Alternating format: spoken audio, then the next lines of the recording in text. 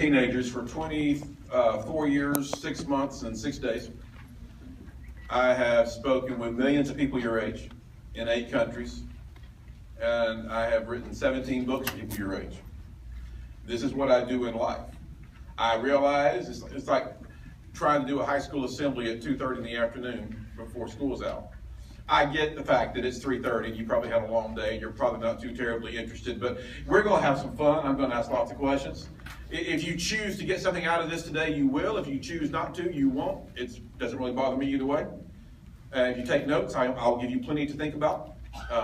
I never have a set speech, I will tell you that. I pray a bunch, and I watch a bunch, and then I just kind of follow my heart, and it always works. Millions and millions of teenagers I've been able to share with who get the message that I'm sharing today. I will begin by letting you know that I'm not going to try to talk you into something. If I could talk you into something, somebody much better than me could talk you out of it. I'm not going to try to convince you I'm right. I have a set of principles by which I live my life. That's how I live mine. The choices you make today will create the circumstances you live in tomorrow. Your choices create your circumstances. This is a leadership forum convention, and by default, you would assume that everyone sitting in this auditorium today is a leader, and I would like to believe that, and there is one fail-proof way to find out if you truly are a leader. It's very simple. Look over your shoulder. Is anybody following you? Well, I have a lot of followers on Facebook. Do you know when I started speaking to teenagers, there was no Facebook? The very first time I spoke at a high school was right outside of Atlanta, Georgia. It was in February of '93. And no one in the room had a cell phone except me. In '93, when I began, the internet was just coming online. Now, can you imagine your life today without a cell phone or without the internet? No, most can't. But in the world in which we live, for whatever reason, you're living at a time that with a touch of a few buttons, you can communicate with the world. Are we live right now? Yes, we are. So right now, we're live on Facebook. And it's going all over. I mean, I have a lot of people that follow me on Facebook, a lot of friends. And so it's that, there's a lot of people watching this right now who obviously are not sitting here in Searcy with us. But that's the world in which we live. You have the opportunity to influence a lot of people. You do. But it begs the question, it's the very first question I love to ask teenagers, and it's simply this. What is your purpose? What is your calling? Why are you here? Great, let's begin. You. I like your shorts. That's why I think on you.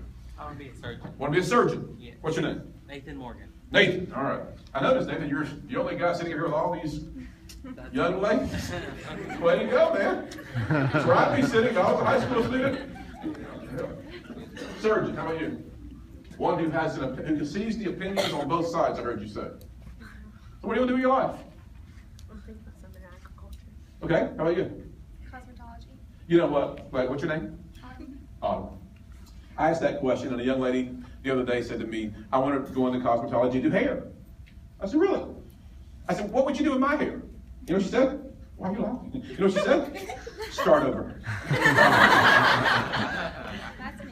It was very mean. Thank you. What do you want to do? Marketing. What do you want to market? I don't know. What, legal?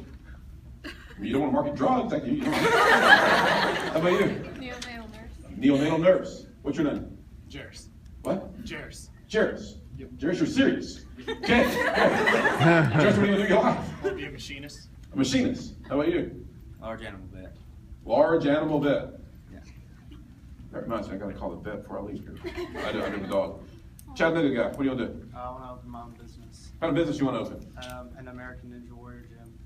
A what? American Ninja Warrior gym. A gym. Yeah. Okay, cool. I try to avoid the gym at all costs. But what are you gonna do with your life, bud? I want to be an engineer. Engineer, how about you? Marine. Marine. Can you smile for me? There you go. I knew you could do that. That's great. You gotta be serious, not all the time, right? What do you want to do?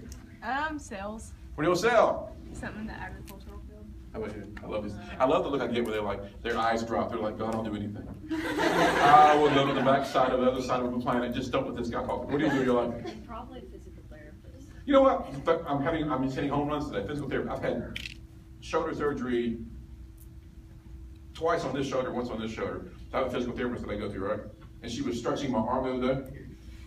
Her name is Sean. I said, Sean, that is really hurting. You know what she said to me? You'll use this in your future, I promise you. Here's what she said.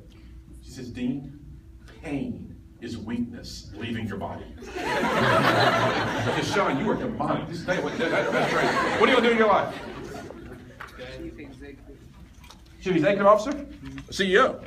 All right. Forget the camera, it's okay. I saw your eyes. What are you going to do? Engineer. How about you? Life coach. Life coach. Now we're getting somewhere. Good. How about you? An ag teacher. A what? An ag teacher. How about you?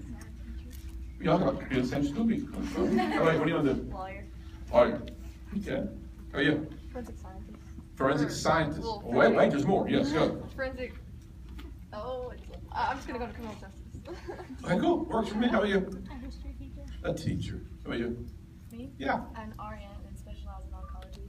An RN specializes in oncology. There's a reason for that, probably. That's correct. See, here's one of the things in leadership. You got to know your why. What was that? Yo-yo. You got your why? Seriously? No. Don't put it out, man. Wait a minute. Can you do it? Yeah. Stand up. It's a yo-yo. What's your name? Well, it says Kendall. Okay. It's a good name. What does it say Kendall on it for? That's our building. Oh, okay. Okay. Don't put it. Come on. Go. Don't fit. for the talent show. What? Oh. Look at him. He can actually go. How cool is this, man? Oh, that's enough, Keith. I don't want to run your show. Way to go. Now, see? All of you now who wanted to go on the talent show, you got some serious competition. And I have ruined it for Keith because I've shown you all his hand. Sorry, man. What did you want to do with your life? Be a chef.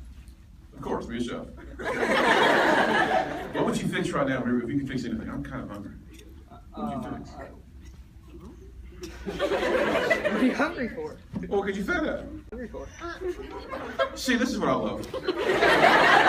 I love the teenager who looks at me and who actually has the audacity to think that you can do this better than I can. But I love the fact that you think you can. This is great. This is very encouraging to me.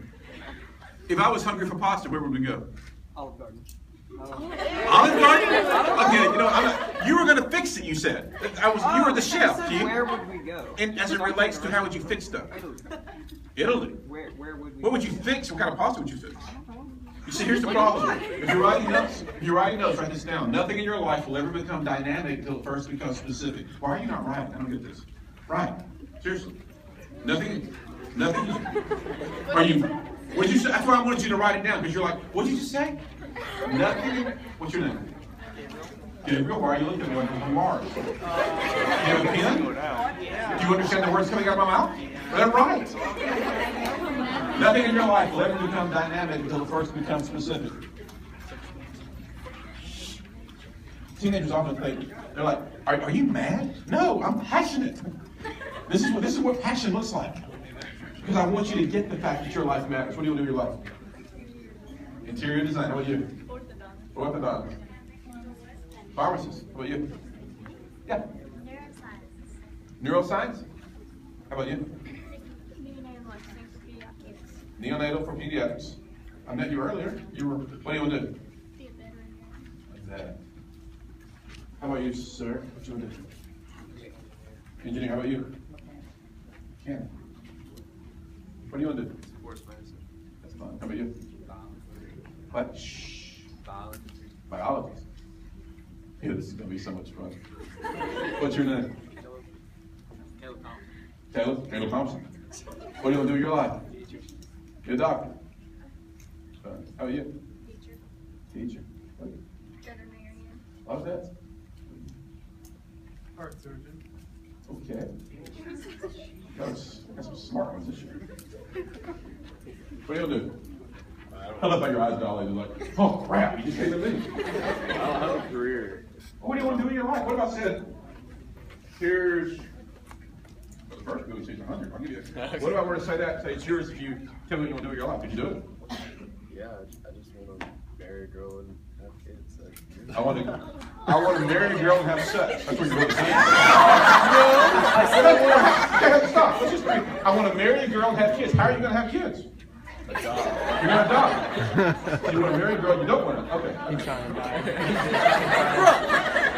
Give me a hard time, bud. Really. Some of you are like, did he just say that? Listen, here's the reality. Sometimes I just stop and think.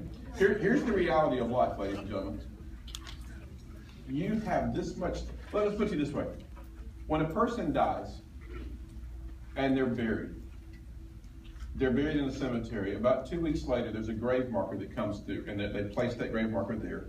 And on that grave marker in that cemetery is the person's name that died, yes, the year they were born, a dash, the year they died. Your life is the dash.